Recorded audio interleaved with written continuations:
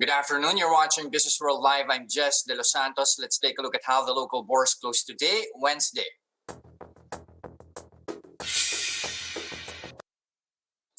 And no hump day here for the index. Local shares picking up steam, stretching its rally for the fourth straight day. The PSEi advanced 0.3% today to 6,942.76. The index, as you can see in this chart right here, so far made a 2.8% rise here since Friday on the back of sustained optimism over vaccine developments in the country, adding to those progress reports here in the rollout of shots. You have AstraZeneca's vaccines expected to arrive tomorrow. That at least is according to presidential aide as well as Senator Bongo and the palace confirming that AstraZeneca's vaccines are expected to arrive tomorrow evening. That's going to be at 7:30 p.m. We're expecting around 487,200 doses from the British-Swedish drug maker, according to Go, the president himself will be at the Villamore Air Base tomorrow for the arrival of the jabs. The palace is set to give more official details in that one. But as we speak as well, we also got some remarks here from vaccine czar Carlito Galvez. He is not yet confirming the arrival of AstraZeneca shots tomorrow for fear, that they may actually experience a bit of a delay once again, like what happened previously. We were expecting, at least the country was expecting AstraZeneca shots to arrive on March 1st. He did say that he cannot confirm just yet. What he is saying, though, that as soon as the vaccines actually depart from Belgium, then that's when he is going to confirm that AstraZeneca's jabs are indeed set to arrive here in the country. But again, this update came in right after the close. Let's see how that will color tomorrow's trade. But for now, let's have a quick check on our leaders and laggards here. We zero in on banks after data reflected a 2.4% drop in loans of commercial banks for the month of January. This is thrice the decline seen in the previous month here. Despite that, BPI still led gains today. It is up 3.3% to 88 pesos and 80 centavos a share. Metro Bank, as you can see also here, one of our gainers. It's in the green, inching higher by 0.5% to 48 pesos and 35 centavos a share. But Security Bank falling by 2.9%. That's also after 2020 profit dropped by 26.7% to 7.43 billion pesos. The lender's share price now at 129 pesos and 20 centavos a piece. One other stock, though, rallied today. That would have to be Metro Pacific.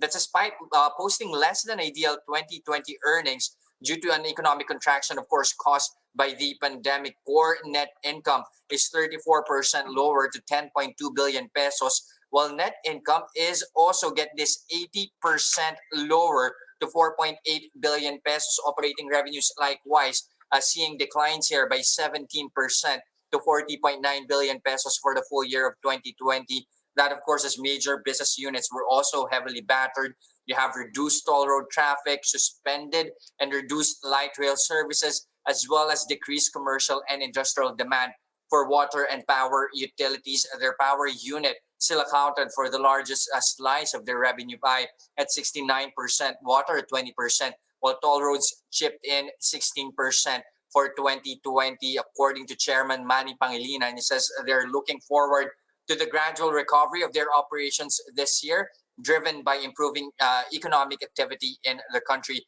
Metro Pacific, as you can see right here, inch higher still by close to 8%, despite those less than ideal numbers. They're now at 4 pesos a piece. Lastly, let's touch on telco player Globe. Globe just inked a 10 billion peso facility with Metro Bank. That, of course, is going to be used for the telco players' capital expenditures this year. The company is expecting to spend a record 70 billion pesos for its 2021 spending plan. Part of the strategy includes aggressive building of cell sites as well as an upgrade of its sites to 4G and LTE, and of course the speeding of its fiber rollout and 5G. Globe capped off the day close to 0.4% higher. It's now priced at 2,002 pesos a share.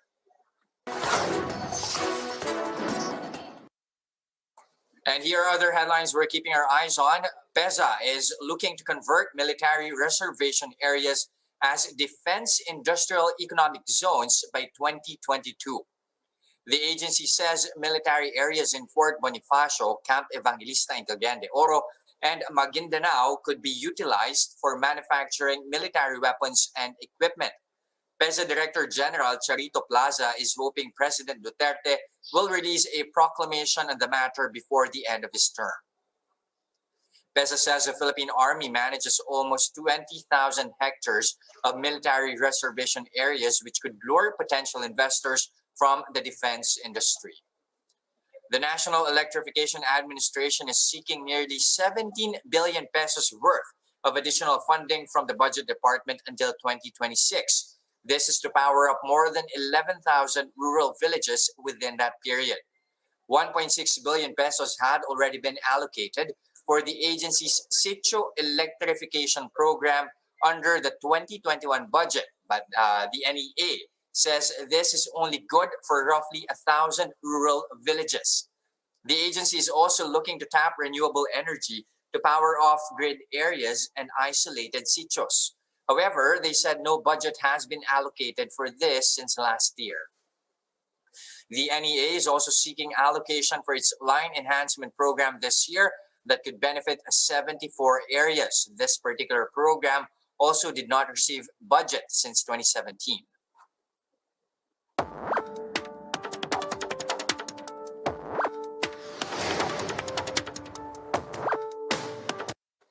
All right, medical frontliners are still the top priority for the ongoing inoculation, but as early as now, there are reports that some private workers are forced to avail jabs before being allowed to work. To tell us more about that, we have Associated Labor Union's Vice President, Gerard Seno. Good afternoon, sir.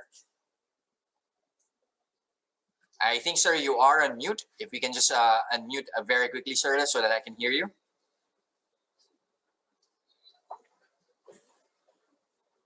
All right, sir. Again, can we check? Sir Seno, can you hear us now? Okay, can you hear me now? All right, I can hear you just fine, sir. Okay, so give us an idea first.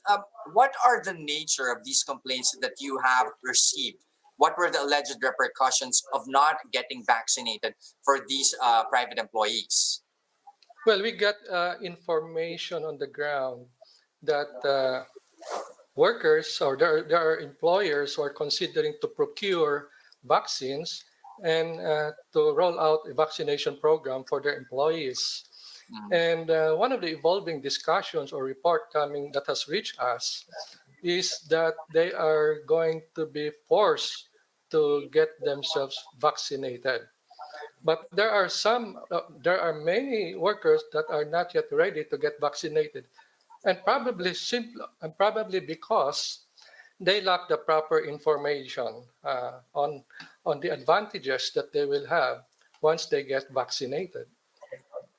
All right. So can you give us an idea how many complaints have you received, and from which sectors are most of these? Are these established companies, traditional and legacy ones, or are we talking about MSMEs? Well, these are not yet so rampant, or we're just receiving this initially. And this was the reason why we also presented or called the attention of the government, especially the Department of Labor and Employment, to come out early with the guidelines regarding the rollout of company-sponsored vaccination program. But also, this brings to light a certain issue, especially when it comes to the level of reluctance here among private workers. Where's that at right now? What's the level of reluctance here among employees? Well, these are mainly rank and file employees, manufacturing production workers, maybe some transport workers, agriculture workers, from the hotel and restaurant. But again, I'm just saying these are initial feedback, but it's not an alarming feedback yet, but we are just anticipating that if this becomes the norm, if this policy will be adopted, this will create tension, this will create industrial, and this could add to the tension and perhaps disturb the maintenance of industrial peace and productivity of the company. But also, I want to focus on one thing. At least what we're getting here is that there are a number of companies that are willing to actually sponsor the vaccination of their employees. Are you seeing this to be a wide trend at the moment? Are more and more companies actually allocating funds for the vaccination of their workers? I can imagine also the interest of the employers to immediately vaccinate their workers, and in fact, even to procure vaccines if allowed, so that they can immediately vaccinate their workers because they want to return to normal. They want to fully operate their business. But So at the it's same really time, very important that they take this initiative, and we really welcome this initiative on the part of several employers, and I hope there will be many of them who will undertake a vaccination program for their employees. but how might this Sorry, level, at no go cost ahead, sir. to the employees. Okay, but how might this level of hesitancy affect the reopening of businesses? Well, I would say quite a number, maybe about close to 50% around that. But I think the ongoing information campaign regarding the advantages of getting the vaccine plays a vital role in this in for the worker in coming up with a decision to vaccinate. Are you planning to raise this matter before the Labor Department or even the Department of Trade and Industry? We have already brought this to the attention of the Secretary of Labor, and there is already a draft that they have made in the form of a guidelines, and I think this will be issued also in the form of a labor advisory on the vaccination program in the workplace. But this is still going to be subject for discussion at the National Tripartite Industrial Peace Council, where the employers and the workers are represented.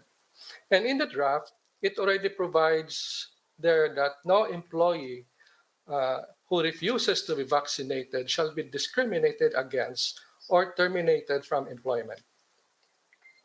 All right.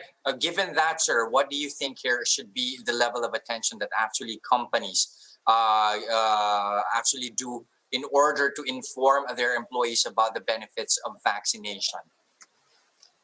The company, before they roll out the vaccination program, should really inform and educate their employees. As I have said, the advantages of getting themselves vaccinated. It will really improve their chances of not getting seriously ill. All right. And not be able to work. But to require or to make as a policy the no vaccination, no work policy, or a no vaccination certificate, no work policy is a very bad policy.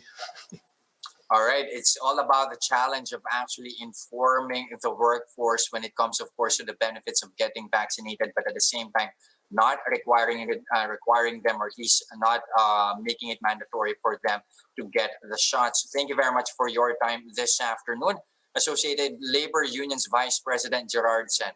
Thank you, sir. Thank you. And those are the biggest news this trading day, March 3rd, 2021. Catch Business World Live again tomorrow at 9:30 a.m. for the market open and 3:15 p.m. for the market close. I'm Jes Delos Santos. We are One News.